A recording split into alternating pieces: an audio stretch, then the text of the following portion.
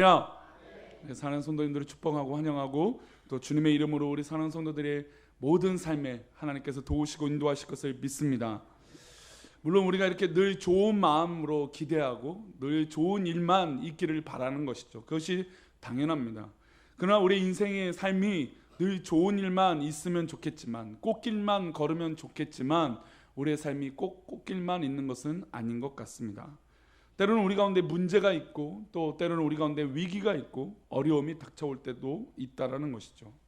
가끔 성도들의 기도의 제목을 들을 때 아니 분명히 이유가 있고 원인이 있으면 좋겠는데 아니 어떤 이유도 없이 아프다고 병원에 검사를 해도 아무 이유도 없다라고 얘기를 들으면 참으로 당혹스럽기도 하고 참으로 참 어떻게 해줘야 될지 고민이 됩니다. 어디 정확한 변명이 있고 진단이 있다면 그냥 의사 선생님이나 뭐 약을 처방받으면 되겠는데 그런 이유 없이 알 수 없는 아픔으로 인해서 아픈 성도들을 보면 와 이걸 어떻게 해야 될까라고 고민하지만 그러나 그 고민은 잠시일 뿐이고 오직 우리는 무엇을 해야 될까요? 기도밖에 없다라고 하는 생각을 다시 한번 하게 됩니다. 어쨌든 우리의 삶 가운데 내가 의도하든 의도하지 않던 어려움들이 있을 수도 있다라는 것이죠. 근데 그 문제와 어려움이 왔을 때 사람들이 반응하는 모습이 참 다양한 것 같습니다. 어떤 분들은 어떤 문제가 오면 아유 잘 될 겁니다, 아유 괜찮아요 라고 하는 긍정형이 있고 또 어떤 분들은 아이고 큰일 났다라고 한숨만 쉬는 부정형이 있을 수도 있습니다. 교회 안에서도 마찬가지죠. 세상 살아갈 때도 그런 어려움이 인해서 긍정하기도 하고 부정하기도 하지만 교회 안에서도 어떤 문제가 생겼을 때 그 일을 바라볼 때 아이고 괜찮아요, 잘 될 거예요, 아이고 우리 하나님 도우시잖아요 라고 하는 그저 뭐 그냥 편안하게 그렇게 반응하는 분도 있습니다. 그러나 그 반대로 이렇게 말씀하시는 분도 있죠. 아이고 큰일 났다, 이러면 안 되지 라고 하면서 그 문제를 심각하게 바라보는 분도 있다라는 것이죠. 물론 어떤 문제들이라는 것이 반드시 그 문제가 일어나는 것들은 아닌 경우도 있습니다.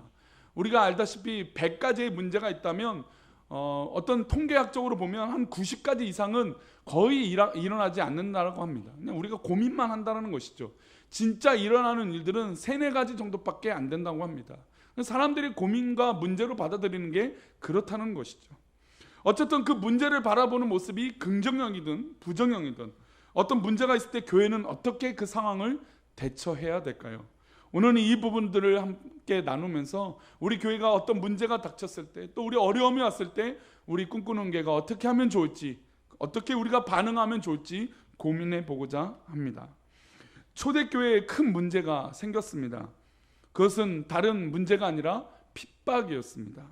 예수님을 믿는 믿음의 사람들을 잡아들이고 또 콜로세움이라든지 모든 이 전투사들이 경기하는 그 경기장에다가 믿는 사람들을 풀어놓고 사자밥이나 호랑이밥이나 무서운 짐승의 밥으로 만들어버리는 너무나 끔찍한 핍박이 일어나기 시작했습니다. 특별히 사도행전 12장 1절과 2절은 그 당시의 핍박을 이렇게 말하고 있습니다. 우리 사도행전 12장 1절과 2절입니다. 우리 함께 읽어볼까요? 그때 헤롯 왕이 손을 들어 교회 중에서 몇 사람을 해하려 하여 요한의 형제 야고보를 칼로 죽이니 초대교회에 엄청난 위기가 온 것이죠. 헤롯 대왕, 그 대단한 그 헤롯이 교회 중에서 예수님을 믿는 사람들을 죽이고자 계획했던 것입니다. 근데 그 가운데 어떤 사람이 죽게 되었냐면 바로 야고보 사도가 죽게 되었습니다. 즉 첫 순교자가 발생한 게 돼버린 것이죠. 우리가 생각할 때 순교라고 하는 단어는 숭고합니다. 멋진 단어라고 할 수도 있어요. 어떤 과거에 어떤 70년대 60년대 우리 한국 교회가 막 부흥이 있을 때는 아유 우리가 막 순교하겠습니다라고 말씀하신 분들도 많았습니다. 그만큼 순교라고 하는 단어가 멋있는 단어일 수도 있고 숭고한 단어일 수도 있고 뭔가 거룩한 단어일 수도 있습니다. 어떻게 보면 성도들에게 이 순교라고 하는 단어가 현실적이지 않기 때문에 그냥 부담스럽지 않는 단어일 수도 있습니다. 그러나 순교한다는 것은 말이 멋있는 것이지 순교는 말 그대로 내 의지와 상관없이 죽게 되는 것입니다. 게다가 헤롯, 즉 이 헤롯 아그리파 1세는 절대 권력을 갖고 있었고 예수님을 믿는 사람들을 죽이려고 하는 이 초대교회에 엄청난 공포를 그는 심어주기 시작했습니다. 이런 핍박과 어려움이 올 때 과연 초대교회는 그리고 우리 꿈꾸는 교회는 어떻게 해야 될까요? 이렇게 문제가 생겼을 때 우리가 어떻게 해야 되냐? 이것입니다. 게다가 사회적으로 보면, 이 당시 사회적으로 보나 지금 우리 한국교회 사회적으로는 현실을 보나 굉장히 사회에서 핍박을 받는 것들을 볼 수 있습니다. 왜냐하면 이 초대교회에 핍박이 왔을 때 예수님을 믿는 사람들을 경계하는 것뿐만 아니라 예수님을 믿는 사람들이 죽었을 때 많은 사람들이 좋아했습니다. 당연히 죽는 것이라고 생각했어요. 야, 예수 믿더니 저렇게 되는 게 당연한 거다. 예수님을 믿는다고 말하는 저 사람들이 저렇게 죽는 게 맞아 라고 사람들이 생각했습니다. 그래서 야고보 사도가 죽었을 때 유대인들과 이스라엘 민족 중의 사람들은 마치 예수님을 못 박았을 때처럼 막 박수치고 좋아했습니다. 즉 어떤 일이 일어난 것입니까? 여론이 야고보 사도를 죽게 만든 것입니다. 여론이 한국교회 엉망이야, 한국교회 정말 목사들 엉망이야, 그런 이 헌담을 하는 것이 지배적으로 여론이 있는 것처럼 그런 시대적 초대교회의 그 여론들이 있었다는 것입니다. 즉 여론 심판이 이 초대교회 가운데 있었습니다. 그래서 사람들이 좋아합니다. 헤롯이 볼 때 사람들이 야고보 사도를 죽였는데도 막 좋아하니까 더 큰 용기를 얻은 것이죠. 당연히 정치인들은 뭐가 있으면 힘이 생깁니까? 여론이 있으면 좋아져. 국민들의 지지와 사람들의 지지를 받으면 당연히 더 힘을 내는 것입니다. 우리 사도행전 12장 3절에 어떤 여론이 있는지 한번 보겠습니다. 우리 읽어보겠습니다. 시작. 유대인들이 이 일을 기뻐하는 것을 보고 베드로도 잡으려 할세 때는 무교절 기간이라. 유대인들이 야고보가 순교한 것을 좋아했습니다. 아니, 야고보가 그렇게 죽은 것을 모두 좋아했어요. 그래서 이 헤롯은 이 일을 하면 이 이스라엘 민족들, 유대인들이 좋아하겠구나. 그럼 이 일을 멈춰야 될까요? 계속해야 될까요? 그렇습니다. 계속 진행하는 것입니다.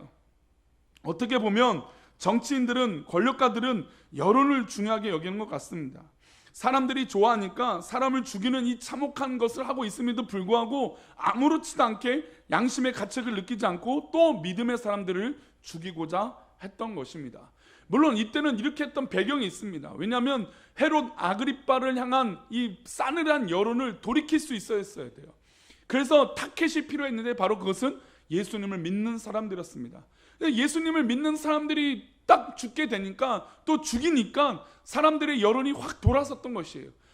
우리 아그리빠 잘하고 있다 라고 하는 여론으로 바뀌니까 이 헤롯이 더 큰 힘을 얻어서 믿는 사람들을 죽이고자 계속했던 것입니다. 그런 정치적 여론에 힘을 입어 이 헤롯은 또 누구를 잡으려고 말씀했습니까? 베드로를 잡으라고 명령했던 것이죠.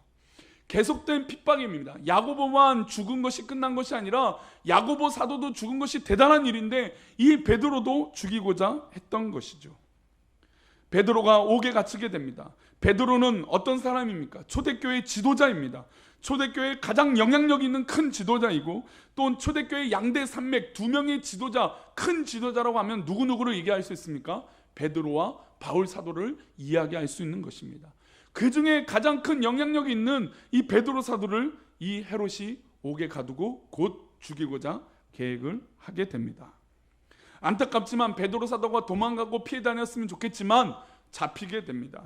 그런데 얼마나 중요한 인물인지, 헤롯이 생각할 때도 이 베드로가 얼마나 대단한 인물인지 헤롯이 이 베드로를 지키고자 하는데 이렇게 사람을 사용합니다. 우리 사도행전 12장 4절인데요. 읽어보겠습니다. 시작. 잡음에 옥에 가두어 군인 내식인 네페에게 맡겨 지키고 6월절 후에 백성 앞에 끌어내고자 하더라. 자, 헤롯이 이 베드로의 이라고 하는 이 사람이 얼마나 대단한 지도자고 영향력 있는 사람이냐면 군인을 4명씩 짝을 이루게 합니다. 보통 군인은 2명이 한 짝이죠. 그래서 초소나 국방에서도 보면 어떤 그 순찰을 할 때 몇 명이 다닙니까? 보통 2명이 다닙니다. 근데 4명이 다니게 한다는 건 무엇입니까? 그만큼 중요한 인물이라는 것이죠. 그래서 이 4명이 지키면 그것도 좀 허술할까봐 몇 교대로 만드냐면 6시간씩 4교대를 하게 합니다. 그러니까 4명씩 4패를 이뤄서 24시간 누구를 지키라고 명령한 것입니까? 베드로 사도가 도망가지 못하도록 꼭 지켜놓으라는 것입니다. 왜 이렇게 중요하게 하냐면 베드로를 딱 죽이게 되면 아마 야고보 사도를 죽였던 것보다도 더 큰 여론의 지지를 얻을 수 있었기 때문입니다. 그래서 살벌하고 삼엄하게 베드로 사도를 지키고 있는 것이죠. 그리고 6월절이 지나면 백성들 앞에서, 사람들 앞에서 이 베드로 사도를 죽이고자 계획했습니다. 얼마 전에 야고보 사도도 누구의 손에 죽었습니까? 헤롯의 손에 죽었습니다. 그렇다면 베드로도 그의 운명은 어떻게 될까요? 살까요? 죽을까요? 당연히 죽는 게 정답입니다. 죽는 게 꼴인 지점이에요. 앞에 뭐 희망이 있고 뭐 긍정적인 것이 있는 게 아니라 베드로는 그냥 죽을 수밖에 없는 그런 위치에 처해 버렸습니다. 그러면 이 죽음 앞에 있는 베드로의 심정은 어떨까요? 우리 사랑하는 성도님들이 베드로의 입장이라면, 내가 예수님을 믿고 우리 꿈꾸는 교회 성도로서 하나님 앞에 영광을 돌리고 살고 있는데 내가 예수님 믿는다는 이유로 핍박을 받고 고난을 받고, 아니 심지어 죽는다라고 하는 입장에 있었을 때 우리 사랑하는 성도들은 어떤 마음일까요? 우리가 이 순교라고 하는 단어, 죽음이라고 하는 단어를 한번 고민해 볼 필요가 있는데, 프랑스 혁명 당시 어떤 일이 있었냐면 이 성직자와 또 수녀들이 이 정부와 결탁했다라고 하는 이 사실을 발각시켜서 또 발견해서 이 민중, 성남 민중이 누구를 잡아서 죽이고자 했냐면 이 신부들과 또 수녀들을 잡아서 공개 처형을 하게 됩니다. 그 유명한 단두대 심판을 이 프랑스 혁명 때 하게 되죠. 수많은 성직자들 또 종교인들이 죽게 됩니다. 정부랑 결탁했다라고 하는 이유만으로. 이것도 역시 무슨 심판입니까? 여론 심판인 것이죠. 여론이 그렇게 일어나서 이 성남 민중이 이 신부들과 수녀들을 잡아서 목을 자르는 엄청난 충격적인 일들을 자행하게 됩니다. 그런데 영화를 한 편 본 적이 있는데 수녀들이 그 사형 집행을 앞두고 편히 잠을 자겠습니까? 못 자겠습니까? 한 명도 잠을 못 자는 거예요. 그 단두대를 꿈을 꾸면서 끔찍하게 밤마다 잠을 깨는 것을 볼 수 있었습니다. 그런데 그 영화 가운데 어떤 모습이 있었냐면 그 다음날 단두대에 정말 엄청난 정말 참혹한 죽음을 앞두고 있는 한 수녀가 자다가 벌쩍 일어나서 자신의 목을 잡는 것이에요. 자신의 목을 잡고 살려주세요라고 얘기하는데 말을 못하는 거예요. 이분 살려주세요라고 말을 하고 있는데 말을 못해요. 꿈속에서 무슨 꿈을 꿨냐면 내가 목이 잘려지는 너무나 참혹한 경험을 하게 됐기 때문이에요. 그래서 마치 그 다음날 그 일이 있을 거지만 지금 자신이 그런 고통 가운데 있어서 잠도 못 자고, 또 잠을 자더라도 어떻습니까? 설잠을 자는 거예요. 설잠을 자면서 자꾸 그 생각이 많으니까 마치 자신이 처형을 당한 것처럼, 그렇게 죽게 된 것처럼 깜짝깜짝 놀라서 벌떡 일어난 수녀들이 수도 없이 일어났다는 것입니다. 이것이 무엇입니까? 죽음이 그만큼 두렵다라는 것이죠. 죽음 앞에 용기 있게 말할 수 있는 사람은 아무도 없습니다. 물론 사람들 앞에 아이고 괜찮아, 아이고 나는 뭐 괜찮아, 이제 죽어도 여한이 없어, 물론 그렇게 말할 수 있지만, 그러나 진짜 죽음을 묵상한다면 여기 어떤 사람도 그 죽음 앞에 자유로운 사람이 아무도 없다라는 것이죠. 그만큼 두려운 얘기가 죽는다라고 하는 단어입니다. 게다가 베드로 입장에서 잘못한 게 있습니까? 없습니까? 잘못한 것도 없어요. 아니 예수님을 믿었다라는 게 뭐가 크게 그렇게 잘못된 것입니까? 지금 우리가 신앙생활 한다는 거, 또 교회를 다니는 게 뭐가 그렇게 잘못된 것입니까? 우린 그래도 적어도 잘 믿으려고 하고 있고 적어도 잘 하나님 앞에 나아가려고 하고 있는데 뭐가 그렇게 잘못된 일입니까? 그런데 이 잘못도 하지 않는 이 베드로가 죽는다라고 하는 이 현실 속에 어떤 상황을, 또 어떤 생각을 이 베드로가 하고 있었을까요? 물론 이 베드로 사도도 스스로 나도 이제 야고보처럼 죽는구나, 순교라고 하는 이 측면으로 감당할 수도 있지만, 사실 이 순교라는 것도 서론에 말씀드린 것처럼 그렇게 받아들이기가 쉬운 일이 아니라는 것이죠. 그런데 이 베드로의 심정을 이 성경에서 이렇게 기록하고 있습니다. 우리 사도행전 12장 6절인데요. 우리 한번 읽어보겠습니다. 시작. 헤롯이 잡아내려고 하는 그 전날 밤에, 여기까지요. 헤롯이 잡아내려고 하는 그 전날 밤. 그러면 그 다음 날은 어떤 날입니까? 죽는 날이에요. 죽는 날. 다음 날은 이제 처형당하는 날입니다. 그 다음 읽어보겠습니다. 전날 밤에 베드로가 두 군인 틈에서 두 쇠사슬에 매여 누워 자는데 파수꾼들이 문 밖에서 옥을 지키더니, 잘 보십시오. 그 다음 날은 그냥 죽는 것이에요. 뭐 살 여지가 아무것도 없습니다. 당연히 죽는 것입니다. 잡아내려고 하는 그 순간에, 내일이면 죽는다라고 하는 그 순간에, 게다가 이 두 팔과 모든 몸이 이 쇠사슬에 묶여있는 베드로가 뭐하고 있습니까? 자고 있어요. 자고 있어요. 제가 지금 말씀드린 대로 죽음 앞에 겁을 내지 않고 편안하게 지금 자고 있는 것일 거예요. 자고 있는 것입니다. 아니 어떻게 잠이 올까요? 아니 그냥 베드로니까 잠을 자겠습니까? 베드로니까 아유 대단하니까 베드로 사도니까 그럴 수 있다라고 생각하십니까? 아닙니다. 내일이면 죽는데 수많은 생각이 떠오르지 않겠습니까? 내일이면 죽는데 아 이것도 말을 전해주고 싶고 저것도 말을 전해주고 싶고 또 내가 못했던 생각들을 좀 정리해보고 또 그게 밤이 제대로 새벽 동이 틀 때까지 생각들을 정리해보고 내 인생을 돌아보지 않겠습니까? 그런데 베드로 사도는 그냥 자고 있었습니다. 게다가 이것뿐만 아닙니다. 베드로가 제가 왜 이렇게 아무 생각 없이 자고 있냐라고, 왜 이렇게 편안하게 자고 있냐라고 설명드리는 것은 베드로가 감옥에 갇혔을 때 사실 옷이나 신발을 제대로 추스릴 수 없습니다. 그런데 성경 구절 보면 신발을 가저런히 놓고 겉옷을 벗어놓고 감옥에 있는 것을 볼 수 있습니다. 무슨 얘기냐면 편안하게 감옥에 매여 있다라는 것입니다. 아니 감옥이 어떻게 편할 수 있겠습니까? 아니 감옥이 어떻게 안심을 얻을 수 있는, 안식할 수 있는 공간이 되겠습니까? 게다가 두 팔이 묶여있는 그런 참혹한 현실 속에 뭐가 그렇게 잠이 오겠습니까? 우리 8절 말씀 읽어보겠습니다. 8절 우리 사도행전 12장 8절입니다. 읽어봅니다. 시작. 천사가 이르되 띠를 띠고 신을 신으라 하거늘 베드로가 그대로 하니 천사가 또 이르되 겉옷을 입고 따라오라 한대. 아니 지금 탈출하는 기한이잖아요.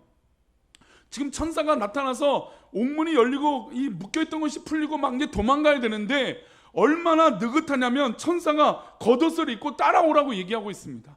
아니 옥문이 열리고 옥새가 풀렸다면 자신이 막 급하게 겉옷을 입고 신발을 신고 막 그래야 되지 않겠습니까? 근데 베드로는 그런 의지가 없어요. 얼마나 감옥이 편했으면 이랬을까요? 참 베드로는 긍정적으로 생각해도 너무너무 긍정적인 사람이었던 것 같아요. 에이 그냥 뭐 내일 죽어도 괜찮고 뭐 어떻게 되든 상관없어 뭐 이랬는지 모릅니다. 아주 초긍정적인 사람일 수도 있어요. 겉옷도 벗어놓고 신발도 벗어놓고 천사가 나타나 이끌어가고 있는데도 이게 급한 일인지 뭐 시급한 일인지 구별도 못하고 그러고 있는 것입니다.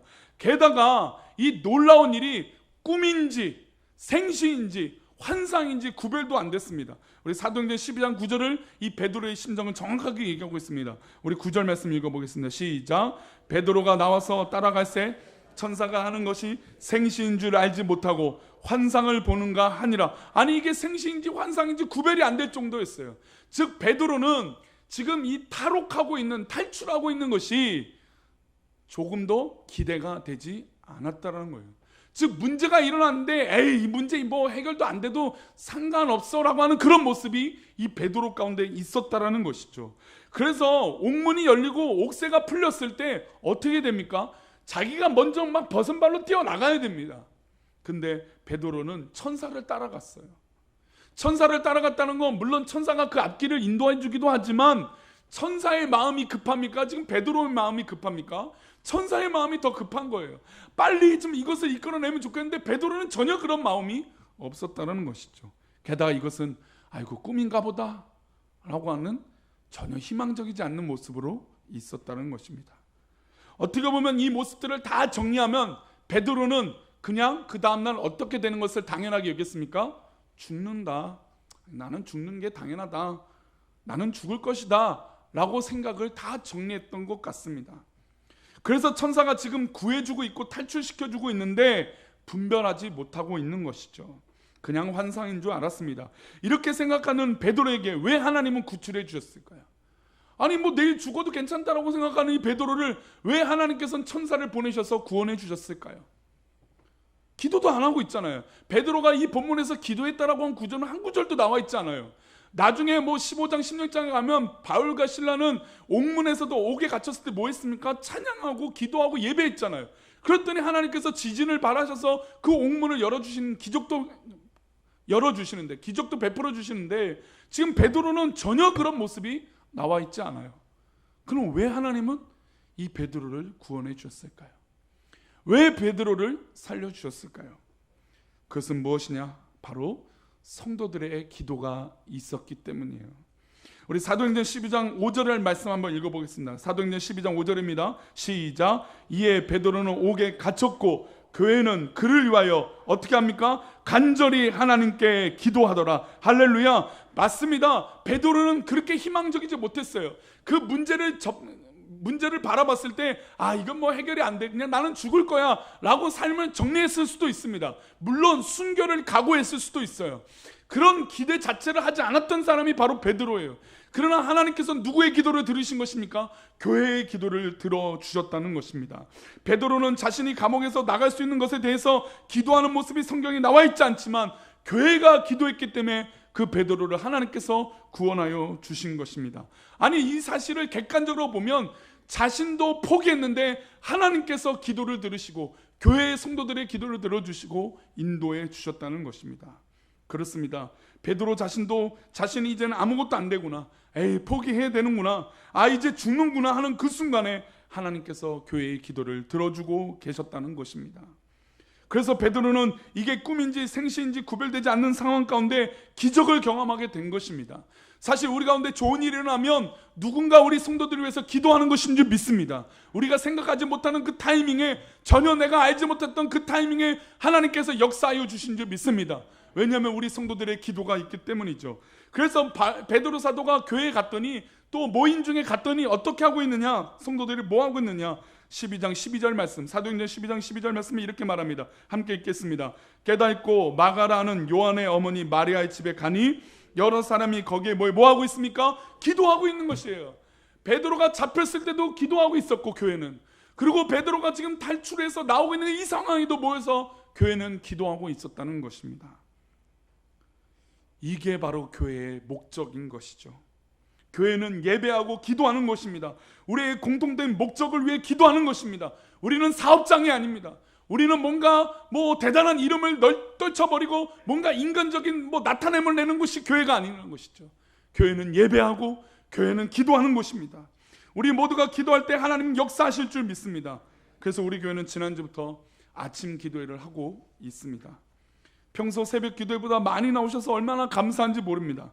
저 또한 그래서 새벽 예배, 물론 새벽 예배도 열심히 새벽 예배를 위하여 말씀을 준비하고 또 기도하고 하지만 아침 기도에는 더 부담감이 있어요. 왜냐면 새벽에 할 때보다는 아침 기도는 잘해야 됩니까? 못해야 됩니까? 그래서 좀 더 잘해야죠. 맑은 정신이니까. 그런 부담감이 막 있어요. 그렇게 막 열심히 내려고 해요. 그러나 가장 중요한 건 우리가 그렇게 모여서 뭐 하는 것입니까? 기도한다는 것이죠. 교회를 위해서 기도하고, 우리의 삶을 위해서 기도하고, 우리 자녀를 위해서 기도하고, 남편을 위해서 기도하고, 자녀를 위해서 기도하고, 우리 부모님을 위해서 기도하고, 모든 것을 기도할 때 우리가 마치 희망을 보지 못하는 그 순간에 하나님은 역사하여 주실 줄 믿습니다. 자신도 하지 않는 기도를 교회가 하고 공동체가 하고 우리 식구가 기도하니 베드로가 감옥에서 풀려나와 교회를 온전하게 하는 것을 볼 수 있습니다. 이게 바로 기도의 능력인 것이죠.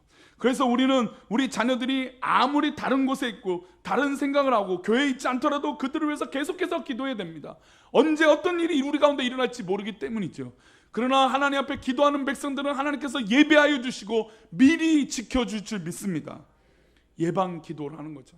우리가 예방 주사를 왜 맞습니까? 감기 걸리지 않기 위함이죠. 독감 걸리지 않기 위해서 예방 주사를 맞습니다. 마치 그런 것처럼 우리 기도가 하나님 앞에 쌓이면 문제가 오고 위기가 왔을 때 그 문제가 자연스럽게 해결될 줄 믿습니다. 그래서 우리는 뭐 해야 된다고요? 기도해야 됩니다.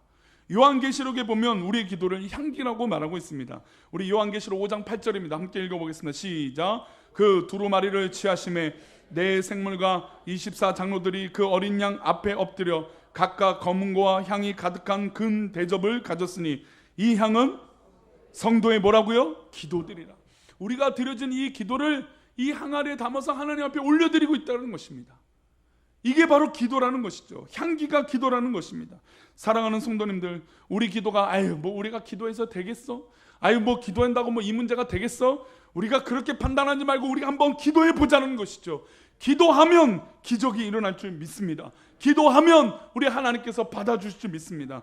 이렇게 되겠어? 이까지 것까지 기도해야 되나? 내가 알아서 다 할 수 있는데 불가능한 거야. 이건 될 수 없어. 절망스러운 거야. 포기하지 말고 우리가 끝까지 기도한다면 하나님께서 선하신 방법으로 인도하여 주실 줄 믿습니다. 우리의 성격이 긍정적이든 또 때로는 부정적이든, 우리의 성격이 적극적이든 소극적이든, 우리의 성격이 내성적이든 외향적이든 상관없습니다. 우리는 기도해야 사는 사람들인 줄 믿습니다. 그래서 우리는 기도해야 되는 것이죠. 기도해야 누가 역사하십니까? 하나님 역사하시는 것입니다. 말씀 맺겠습니다. 사랑하는 성도님들, 기도합시다. 우리 꿈꾸는 교회는 기도하는 교회가 되어야 됩니다. 그리고 믿음으로 기도해 봅시다. 베드로 사도가 전혀 생각하지 못했던 그 순간에 교회가 기도했던 것처럼 우리가 기도하면 하나님께서 우리 꿈꾸는 교회를 믿음으로 기도로 인도하여 주실 줄 믿습니다. 우리가 기도할 때 하나님께서 크신 일을 이루실 것입니다. 우리가 기도할 때 하나님께서 역사하여 주실 줄 믿습니다. 우리가 기도할 때 하나님의 구원이 이루어지고, 우리가 기도할 때 모든 지친 영혼들이 회복을 얻고, 우리가 기도할 때 모든 상처받은 영혼들이 위로받게 될 줄 믿습니다. 우리가 기도할 때 치료받게 될 줄 믿습니다. 그러니 사랑하는 성도들, 고민하지 말고 염려하지 말고 기도해 보십시오. 기도가 답이고, 기도가 정답이고, 기도가 지름길이고, 기도가 전부입니다. 그러니 우리 사랑하는 성도님들, 다른 것 말하기 이전에 기도하는 우리 사랑하는 성도들 되시기를 간절히 축원합니다. 이 시간 우리 아까 찬양했던 것처럼 보라 너희는 두려워 말고, 우리 하나님 앞에 기도하는 마음으로 찬양하고 축도로 예배를 마치겠습니다.